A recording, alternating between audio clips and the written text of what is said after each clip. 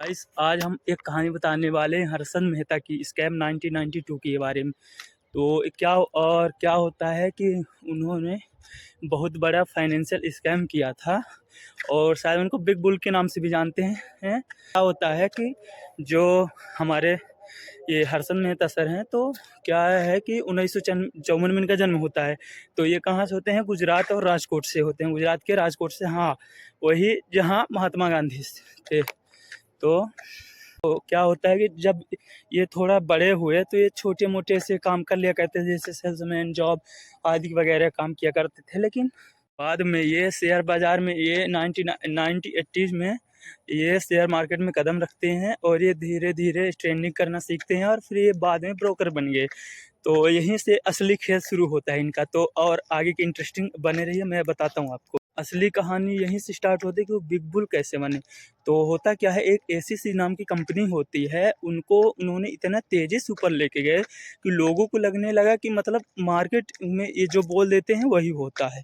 इनकी life style, इनकी जितनी भी लग्जरियस लाइफ स्टाइल थी और इनके कार्स इतने सारे थे, ये देखकर लोगों को यकीन नहीं हो रहा। लेकिन ये बात सत्य है कि जो बीएसई उस टाइम पे था, बॉम्बे स्टॉक एक्सचेंज, तो समय इनका दबदबा बहुत अच्छे से चल रहा था। उसमें को ये जीनियस लगने लगे थे कि मार्केट का ये जीनियस है, और उनकी ये जो लग्जरी लाइफ स्टाइल थी, तो इसी लाइफ स्टाइल से वो सेलिब्रिटी बन जाते हैं। क्या है? सेलिब्रिटी बन जाते हैं।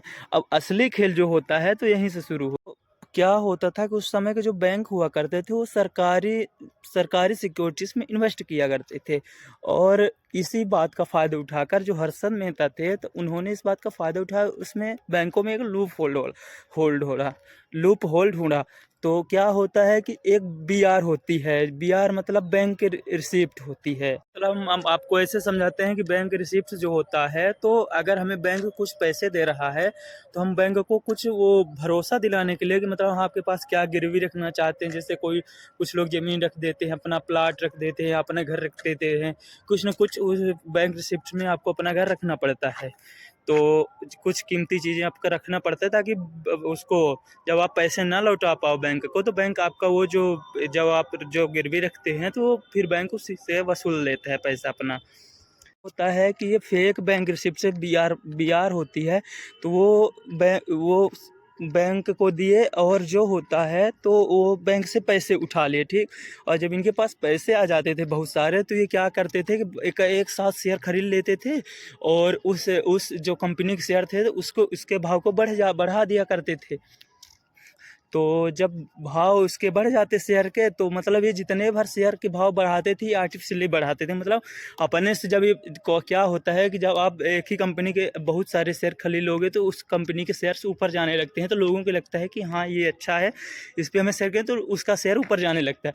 तो ये ऐसे ही जब बहुत सारे शेयर खरीद लेते थे आर्टिफिशियली पैसे से, तो क्या होता था, लोगों को लगता है कि इसमें बहुत शेयर बढ़ रहे हैं, तो लोग खरीदने लगते। जब उसका हाई पहुंच जाता था शेयर, तो ये बेच दिया करते। तो ऐसे करते करते इन्होंने बहुत सारे स्कैम कर लगभग 4,000 करोड़ के स्कैम इन्होंने किया था, और लगभग 1992 तक में इन्होंने 4,000 करोड़ का स्कैम कर डाला था। फिर अब इस स्कैम का खुलासा ऐसे होता है कि 1992 में एक जर्नलिस्ट हुआ करती थी, उनका नाम था सुचेता दलाल। तो वो जो जर्नलिस्ट थे, तो उनके कान में जब ये बात भनक लगी थी, मतलब उनको पहले से ही थोड़ी बहुत जानकारी मिलने लगी, तो इन्होंने बहुत सारे सोर्स इकट्ठा करने लगे, और इन्होंने 1992 में इसको एक्सपोज कर दिया था। तभी इस खेल का पूरा पर्दाफाश हुआ था। क्या होता है कि 1992 में स्टॉक शेयर मार्केट पूरा क्रैश हो जाता है, इंडिया का शेयर मार्केट।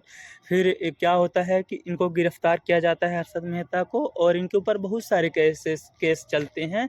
फिर 2001 में इनकी हार्ट अटैक से मौत होती है। कहानी से सीख हमें यही मिलती है कि पैसा शॉर्टकट से कमाना बहुत डेंजरस होता है। फाइनेंशियल सिस्टम में ट्रांसपेरेंसी बहुत ज़रूरी है। ये कभी कभी क्या होता है कि जो आपका ओवर कॉन्फिडेंस है, तो डाउनफॉल का कारण भी बन सकता है। इसलिए आराम से, कोई भी शॉर्टकट चीज़ें नहीं होती हैं, जब तक होती हैं, लेकिन वो कब तक आपके साथ चलेंगी, जब तक आप एक्सपोज नहीं हो। और कन्फर्म है कि जो गलत चीज़ों से कमाया हुआ पैसा होता है, गलत कामों से होता है, और शॉर्टकट पैसा हो ज़्यादा दिन तक नहीं चलता। इसलिए अच्छे से करिए, थोड़ा लॉन्ग टर्म में करिए, ज़्यादा सही रहेगा। कहानी अच्छी लगी हो तो लाइक और सब्सक्राइब कर लीजिए, कमेंट भी कर दीजिएगा। ऐसी ही और आप किस बारे में स्टोरी जानना चाहते हैं हम आपके और बताएंगे।